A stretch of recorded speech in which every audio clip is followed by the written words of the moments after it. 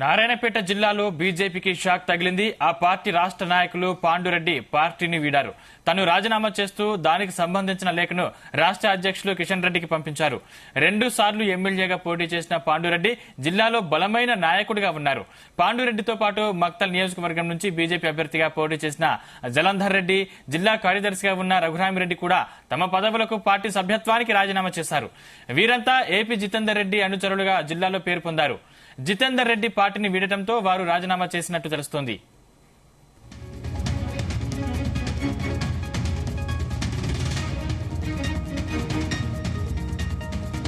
ఈ అంశానికి సంబంధించిన మరిన్ని పూర్తి డీటెయిల్స్ మా ప్రతినిధి శశి అందిస్తారు. శశి, సందీప్, అయితే పార్లమెంట్ ఎన్నికలు సమీపిస్తున్న ఈ నేపథ్యంలో నారాయణపేట జిల్లా, ఉమ్మడి మహబూబ్నగర్ జిల్లా వ్యాప్తంగా బీజేపీకి భారీ షాక్ తగిలిందని చెప్పుకోవచ్చు.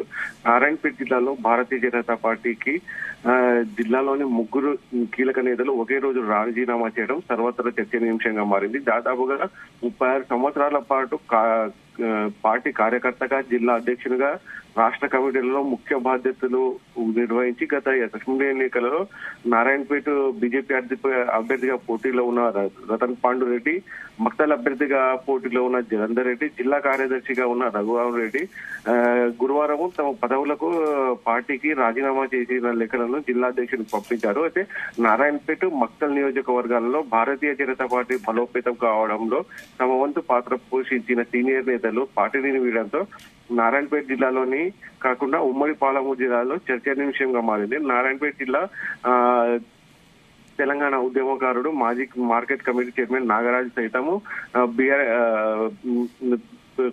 బీఆర్ఎస్ ను వీడి కాంగ్రెస్ లో చేరారు. అయితే బీజేపీ నేతల రాజీనామా, బీఆర్ఎస్ నేత పార్టీలో చేరే అంశంలో ఢిల్లీలో అధికార ప్రతినిధి జితేందర్ రెడ్డి కీలక పాత్ర పోషించినట్లు సమాచారము.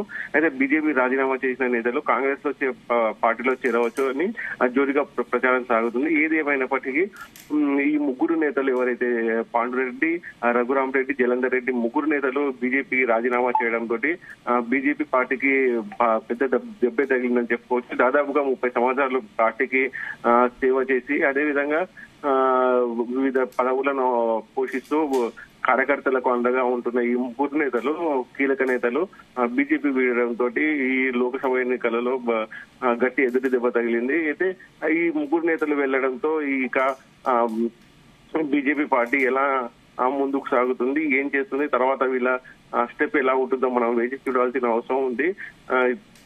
ప్రస్తుతానికి అయితే 3 నేతలు కాంగ్రెస్ లో చేరే పనిలో ఉన్నట్టు మనకు తెలుస్తుంది. శశి, అంటే దీనిపై బీజేపీ నేతలు స్పందించారా?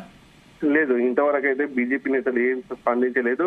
ఈ రోజు ఉదయం 10:30కు బీజేపీ ముఖ్య కార్యకర్తల సమావేశం, అదేవిధంగా పార్లమెంట్ నియోజకవర్గ స్థాయి, బూత్ స్థాయి కార్యకర్తల సమావేశం ఉంది. ఈ కార్యక్రమానికి మన ఎమ్మెల్యే వెంకటరామరెడ్డితో పాటు పలువురు నేతలు రాబోతున్నారు. ఈ సందర్భంగా పలు వ్యాఖ్యలు చేసే అవకాశం అయితే ఉంది. ఈ 3 నేతల గురించి ఏం అంటున్నారు, ఎలా స్పందిస్తారు అన్నది ఈ మీటింగ్ లో మనకు తెలిసే అవకాశం అయితే ఉంది సందీప్. అంటే వేరే పార్టీలో చేరే అవకాశాలు ఉన్నాయా?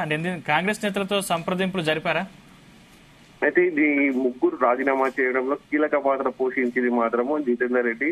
జితేందర్ రెడ్డి కూడా గత కొన్ని రోజుల క్రితమే బీజేపీని వీడి కాంగ్రెస్ పార్టీలో చేరినట్టు తెలుస్తుంది. ఈ 3 నేతలు కూడా బీజేపీకి రాజీనామా చేసి కాంగ్రెస్ లో చేరుతున్నట్టు మనకు సమాచారం ఉంది. ఎందుకంటే ఈ 3 నేతలు కూడా జితేందర్ రెడ్డి ఫాలోవర్స్ గా, అదేవిధంగా జితేందర్ రెడ్డి అత్యంత సన్నిధులుగా పేరు తెచ్చుకున్నారు.